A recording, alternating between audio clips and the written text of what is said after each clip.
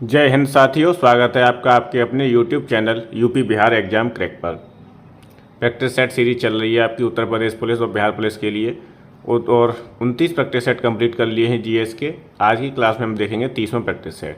और ये जो सीरीज है वो बहुत ही महत्वपूर्ण है क्योंकि इसमें वो प्रश्न हैं जो प्रीवियस ईयर में पूछे गए। तो चलिए शुरू करते हैं आज की क्लास। पहला प्रश्न है, ग्राम पंचायतों के सदस्यों का कार्यकाल कितने वर्ष का होता है? तो इनका होता है 5 वर्ष का। कितने वर्ष का होता है? 5 वर्ष का। फर्स्ट का आंसर हो जाएगा बी। क्या हो जाएगा? बी। अगर पूछ लिया जाए ग्राम पंचायतों का गठन किस अनुच्छेद में है, तो अनुच्छेद है आपका 40। कौन सा है? 40। अनुच्छेद 40 में है ग्राम पंचायतों का गठन। ठीक। और पंचायती राज का शिल्पी किसे कहा जाता है? तो बलवंत राय को पंचायती राज का शिल्पी कहा जाता है। किसे? बलवंत राय को पंचायती राज का शिल्पी कहा जाता है। और जो त्रिस्तरीय प्रणाली है आपकी, वो किसने दी है? बलवंत राय समिति के थ्रू ये लागू हुई है। ठीक है, बलवंत राय मेहता समिति। कब की है ये? 1957 की। दूसरा प्रश्न है, उच्च न्यायालय के न्यायाधीश को शपथ कौन दिलवाता है?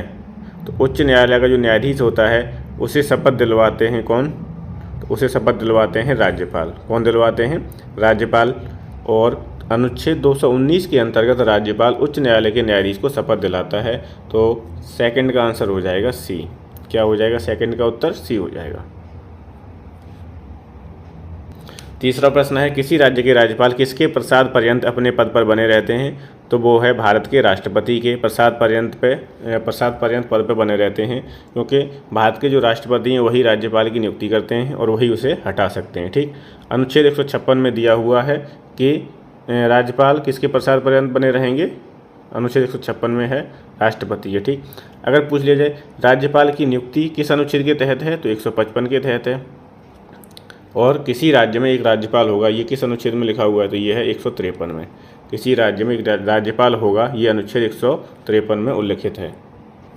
चौथा प्रश्न है, निम्नलिखित में से कौन से सोशल मीडिया में आप एक दूसरे को देख सकते हैं और बात कर सकते हैं? तो वो है आपका स्काइप। और 4 का उत्तर हो जाएगा बी। क्या हो जाएगा? बी। पांचवा प्रश्न है, कंप्यूटर तकनीक की 5वीं पीढ़ी किस पर आधारित है? ट्रांजिस्टर पर, वेरी लार्ज स्केल इंटीग्रेशन पर, अल्ट्रा लार्ज स्केल इंटीग्रेशन, या फिर एकीकृत सर्किट पे? तो ये आपकी है अल्ट्रा लार्ज स्केल इंटीग्रेशन। ठीक। फिफ्थ का आंसर क्या हो जाएगा? सी। छठवां प्रश्न है, निम्नलिखित में से चाइना मैन किस खेल से संबंधित है? China man hockey, cricket, football, tennis? तो ये आपका संबंध है, चाइना मैन जो शब्द है वो संबंधित है आपका क्रिकेट से। और 6 का आंसर हो जाएगा बी। अगला प्रश्न है, मधुशाला किसकी कृति है? तो मधुशाला, मधुबाला ये किनकी हैं? हरिवंश राय बच्चन जी की हैं। और 7 का करेक्ट आंसर हो जाएगा डी। 8वां प्रश्न है, प्रतिवर्ष प्रसिद्ध सूफी संत हाजी वारिस अली शाह की मजार पर मेला कहाँ लगता है? तो ये लगता है आपका देवा शरीफ। और देवा शरीफ कहाँ पर है? बाराबंकी में। और 8 का आंसर हो जाएगा सी। ये भी पूछा गया है कि देवा शरीफ मेला कहाँ लगता है, तो बाराबंकी। और ये भी पूछा गया देखो प्रश्न में कि प्रसिद्ध सूफी संत हाजी वारिस अली शाह की मजार कहाँ पर है, जहाँ पर मेला लगता है वो है देवा शरीफ में। 8 का करेक्ट आंसर हो जाएगा सी। 9वां प्रश्न है, उत्तर प्रदेश को पहले संयुक्त प्रांत के रूप में जाना जाता था, इसे किस वर्ष उत्तर प्रदेश का नाम दिया गया है? तो इसे नाम दिया गया था 24 जनवरी 1950 को। क्या दिया गया है? उत्तर प्रदेश। ठीक। और 1937 से 1950 तक इसका क्या नाम था? संयुक्त प्रांत नाम था। क्या नाम था? 1937 से 1950 के बीच में उत्तर प्रदेश का नाम था संयुक्त प्रांत। 24 जनवरी 1950 को इसका नाम बदलकर क्या किया गया है? उत्तर प्रदेश। इसीलिए 24 जनवरी को क्या मनाया जाता है? यूपी दिवस, उत्तर प्रदेश दिवस मनाया जाता है। 10वां प्रश्न है, आगरा की मोती मस्जिद का निर्माण किसके द्वारा करवाया गया था? तो आगरा की जो मोती मस्जिद है इसका निर्माण शाहजहाँ के द्वारा करवाया गया था। और जो दिल्ली में मोती मस्जिद है उसका निर्माण कराया गया था औरंगजेब द्वारा। दिल्ली की जो मोती मस्जिद है उसका निर्माण किसके द्वारा कराया गया था? औरंगजेब के द्वारा। 11वां प्रश्न है, महर्षि वाल्मीकि आश्रम स्थापित है कहाँ पर? तो वो बिठूर में है। और 11 का उत्तर हो जाएगा बी। 12वां प्रश्न है, आगरा लखनऊ एक्सप्रेस वे की लंबाई लगभग कितनी है? तो वो है आपकी 300 किलोमीटर। और 12 का आंसर हो जाएगा ए। क्या हो जाएगा? 12 का उत्तर ए हो जाएगा। 13वां प्रश्न है, उत्तर प्रदेश के उद्योग बंधु की संख्या संरचना है 2, 3, 5, 7? तो इसका उत्तर हो जाएगा 3। कितनी है उद्योग बंधु की शाखा संरचना? 3 है। ठीक। जिला स्तर पर, मंडल स्तर पर और राज्य स्तर पर। जिला स्तर, मंडल स्तर और राज्य स्तर पर। 14वां प्रश्न है, उत्तर प्रदेश का कौन सा जनपद लुगदी, कागज और गत्ते के उत्पादन हेतु प्रसिद्ध है? कौन सा जनपद लुगदी, कागज और गत्ते के लिए उत्पादन के लिए प्रसिद्ध है? तो वो है आपका बिजनौर। कौन है? बिजनौर है। और 14 का आंसर हो जाएगा बी। 15वां प्रश्न है, उत्तर प्रदेश ने उच्चतम औद्योगिक वृद्धि दर अंकित की थी कौन सी पंचवर्षीय योजना में? तो वो थी आपकी 10वीं पंचवर्षीय योजना में उत्तर प्रदेश ने उच्चतम औद्योगिक वृद्धि दर अंकित की थी। और 15 का करेक्ट आंसर हो जाएगा सी। 16वां प्रश्न है, 2011 की जनगणना के अनुसार उत्तर प्रदेश के किस जिले की जनसंख्या सबसे ज़्यादा है? तो सबसे अधिक जनसंख्या किसकी है? वो है आपकी इलाहाबाद की, प्रयागराज की। ठीक। और 16 का उत्तर हो जाएगा सी। 16 का उत्तर क्या हो जाएगा? सी हो जाएगा। 17वां प्रश्न है, किसी व्यक्ति के एक देश से दूसरे देश में जाकर रहने की क्रिया को क्या कहा जाता है? इसे बोलते हैं अप्रवासन। क्या बोलते हैं? अप्रवासन। और इंग्लिश में बोलेंगे इमिग्रेशन। अप्रवासन, इमिग्रेशन। 17 का आंसर हो जाएगा सी। क्या हो जाएगा? सी हो जाएगा। 18वां प्रश्न है, वन अनुसंधान संस्थान कहाँ पर है? तो ये आपका देहरादून में है। क्या है? देहरादून में है। और 18 का उत्तर हो जाएगा सी। क्या हो जाएगा? करेक्ट आंसर सी हो जाएगा। 19वां प्रश्न है, सादिया और धुबरी के बीच राष्ट्रीय अंतर्देशीय जलमार्ग किस नदी पर स्थित है? तो ये आपका है गंगा नदी पर। और 19 का आंसर हो जाएगा बी। 20वां प्रश्न है, निम्नलिखित में से प्रायद्वीपीय भारत की सबसे बड़ी नदी कौन सी है? प्रायद्वीपीय भारत, प्रायद्वीपीय भारत समझ रहे हो? ये वाला जो क्षेत्र है भारत का, ये आपका प्रायद्वीपीय भारत कहलाता है। ठीक। इसमें पूछ रहा है कि सबसे बड़ी नदी कौन सी है? तो वो है आपकी गोदावरी। और 20 का आंसर हो जाएगा बी। क्या हो जाएगा? बी हो जाएगा। गोदावरी नदी कहाँ से निकलती है? तो ये त्र्यंबकेश्वर पहाड़ी से निकलती है। नासिक में त्र्यंबकेश्वर पहाड़ी है, वहाँ से इसका उद्गम होता है। और ये प्रायद्वीपीय भारत की सबसे बड़ी नदी है। और 20 का आंसर हो जाएगा बी। 21वां प्रश्न है, फंड निधियों जो विशेष रूप से सरकारी प्रतिभूतियों में निवेश होते हैं वे कहलाते हैं, वो क्या कहलाते हैं? Guilt fund. और 21 का उत्तर हो जाएगा डी। क्या हो जाएगा? डी। 22वां प्रश्न है, शाकीय विज्ञान किसके उत्पादन और विपणन से संबंधित है? कौन सी विज्ञान है? शाकीय। तो ये आपकी सब्जियों से संबंधित होती है। शाकीय विज्ञान जो है वो संबंधित है किससे? सब्जियों के उत्पादन से। और 22 का करेक्ट आंसर हो जाएगा डी। क्या हो जाएगा? डी हो जाएगा। ठीक। 23वां प्रश्न है, निम्नलिखित में से कौन सा बैंक भारत का सबसे पुराना सार्वजनिक क्षेत्र का बैंक है? तो कौन सा बैंक है वो सबसे पुराना और सार्वजनिक क्षेत्र का? तो ये है आपका इलाहाबाद बैंक। और इसकी स्थापना कब हुई थी? 1865 में हुई थी। और इसका मुख्यालय कहाँ पर है? कोलकाता में। तो सबसे पुराना बैंक कौन सा? इलाहाबाद बैंक। स्थापना पूछेगा 1865। मुख्यालय कहाँ पर है? कोलकाता में। कोलकाता में। ठीक। 24वां प्रश्न है, भारतीय कैलेंडर के अनुसार प्रथम माह कौन सा है? तो प्रथम माह होता है चैत। चैत, बैसाख, जेठ, आषाढ़, सावन, भादो, क्वार, कार्तिक, है ना, अगहन, पूष माह और फागुन। तो कौन सा है पहला महीना? हिंदी के कैलेंडर के अनुसार चैत होता है। और 24 का उत्तर हो जाएगा डी। 25वां प्रश्न है, भारत में कथक नृत्य के शास्त्रज्ञ कौन है? सोनल, मानसिंह, मल्लिका साराभाई, पंडित बिरजू महाराज या उदय शंकर?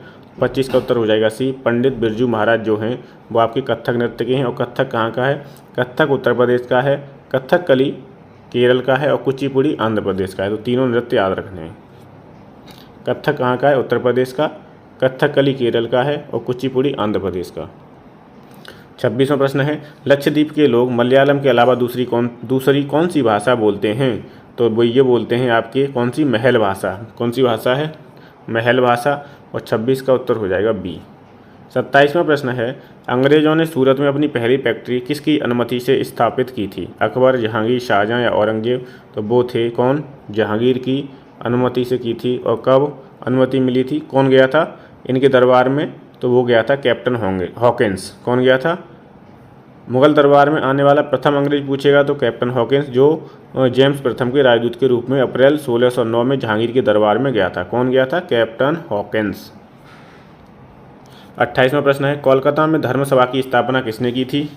तो कोलकाता में जो धर्मसभा की स्थापना की थी गोपी मोहन देव ने। किसने? गोपी मोहन देव ने। और 28 का उत्तर हो जाएगा ए। क्या हो जाएगा? ए। एक और धर्मसभा है उसकी स्थापना 1927 में राधाकांत देव ने की थी। ठीक है, ये कोलकाता में धर्मसभा की पूछेगा तो आप क्या बताओगे? गोपी मोहन देव। 29वां प्रश्न है, किस शासक के द्वारा टंका व जीतल नाम के सिक्के चलाए गए थे? तो वो हैं इल्तुतमिश। ठीक है, चांदी का टंका था और तांबे का जीतल था। ये भी पूछा गया है। किसका था? चांदी का तो टंका था, टंका। और तांबे का क्या था, तांबे का जीतल, तांबे का जीतल था। ठीक है, तांबे का ताजा, ऐसे याद कर लो, ताजा, ताजा और चा और ट, चाट, ताजा चाट। ठीक है, ता से हो जाएगा तांबा और जा से हो जाएगा जीतल और चा से हो जाएगा चांदी और टा से हो जाएगा टंका। ठीक, और किसने चलाए थे ये, इल्तुतमिश ने। 29 का करेक्ट आंसर हो जाएगा सी। तीसरा प्रश्न है ताजमहल बेरंग क्यों हो रहा है, तो ये अम्लीय वर्षा के कारण हो रहा है। ताजमहल, जो ताजमहल का रंग है ना वो धुंधला होता जा रहा है, बिल्कुल प्योरिटी नहीं रही है वाइट कलर की, तो वो किसके कारण है, अम्लीय वर्षा के कारण है। और 30 का आंसर हो जाएगा डी, क्या हो जाएगा, डी हो जाएगा। जलीय प्राणी मृत्यु तथा पेड़ पौधों की वृद्धि में गिरावट आदि दुष्परिणाम होते हैं किससे, ये होते हैं अम्लीय वर्षा के कारण। 31वां प्रश्न है जल प्रदूषण निवारण और नियंत्रण अधिनियम 1974 के तहत राज्य प्रदूषण नियंत्रण बोर्ड के आदेश या निर्णय से व्यथित व्यक्ति सीधे से संपर्क कर सकता है किनसे, तो राष्ट्रीय हरित प्राधिकरण से। ठीक है, कर सकता है। और राष्ट्रीय हरित प्राधिकरण जो है इसकी स्थापना कब हुई थी, तो इसकी स्थापना हुई है आपकी, इसे NGT बोलते हैं, नेशनल ग्रीन ट्रिब्यूनल। 18 अक्टूबर 2010 को राष्ट्रीय हरित प्राधिकरण की स्थापना हुई थी। 32वां प्रश्न है वह प्रक्रिया जिसके द्वारा वायु में जलवाष्प जल की बूंदों में परिवर्तित होती है क्या कहलाती है, वो क्रिया कहलाती है संघनन। 32 का करेक्ट आंसर हो जाएगा बी, क्या हो जाएगा, बी। अगला है निम्नलिखित में से कौन सा विकल्प निष्क्रिय गैस नहीं है, क्रिप्टॉन, आर्गन, जेनॉन, क्लोरीन। तो क्लोरीन जो गैस है वो आपकी निष्क्रिय गैस नहीं है, लेकिन क्लोरीन का उपयोग कहाँ होता है, तो पानी को शुद्ध करने में, है ना, पानी को शुद्ध करने में किसका प्रयोग किया जाता है, क्लोरीन को प्रयोग किया जाता है। तो 33 का आंसर क्या हो जाएगा, डी। डी जो है आपकी वो निष्क्रिय गैस नहीं है। अब निष्क्रिय गैस में कौन आता है, हीलियम आता है, नियोन आता है, आर्गन, क्रिप्टॉन, जेनॉन और रेडॉन, ये आज जो है वो आपकी निष्क्रिय गैसें हैं। कैसी गैस हैं, निष्क्रिय। इनमें एक ये भी प्रश्न आ गया है कि इनमें से निष्क्रिय गैसों में से कौन वायुमंडल में नहीं पाई जाती है, तो रेडॉन जो है, रेडॉन वो वायुमंडल में नहीं पाई जाती। 34 है 1943 में विटामिन के आविष्कार के लिए किसे नोबेल पुरस्कार मिला था, तो वो थे डोइजी एंड डैम। कौन थे, डोइजी एंड डैम थे। और 34 का उत्तर हो जाएगा बी। विटामिन के की कमी से क्या हो जाता है, रक्त का थक्का नहीं जमना, मतलब रक्त का थक्का नहीं जमता है विटामिन के की कमी से। 35वां प्रश्न है खून के लाल कण कहाँ बनते हैं, गुर्दा में, छोटी आंत में, बोन मैरो में या यकृत में। तो ये बनते हैं आपके बोन मैरो में। कहाँ बनते हैं, बोन मैरो में। तो खून के लाल कण, हीमोग्लोबिन का निर्माण बोन मैरो या अस्थि मज्जा में होता है। बोन मैरो को क्या बोलते हैं, अस्थि मज्जा भी बोलते हैं, अस्थि मज्जा में होता है। ठीक है, और इनका जीवन काल जो होता है वो होता है 120 दिन। आरबीसी की बात हो रही है, आरबीसी का निर्माण कहाँ होता है, तो आरबीसी का निर्माण होता है अस्थि मज्जा या बोन मैरो में, और इसकी जो अवधि होती है, समय अवधि, वो कितनी होती है, 120 दिन होती है। ठीक, ये आपके 35 प्रश्न कंप्लीट हो गए। 3 प्रश्न इसमें करंट के, उनका कोई महत्व नहीं है। करंट आपकी जनवरी 2024 से जुलाई 2024 तक की पूछी जाएगी। ठीक, तो इस क्लास को यहीं समाप्त करते हैं। 30 प्रैक्टिस सेट आपके कंप्लीट हो गए हैं। अगर आपने प्रैक्टिस सेट नहीं देखे तो प्लेलिस्ट में जाके इनका आप अध्ययन कर सकते हैं। अगली क्लास में हम 31वां प्रैक्टिस सेट हल करेंगे। Thank you so much.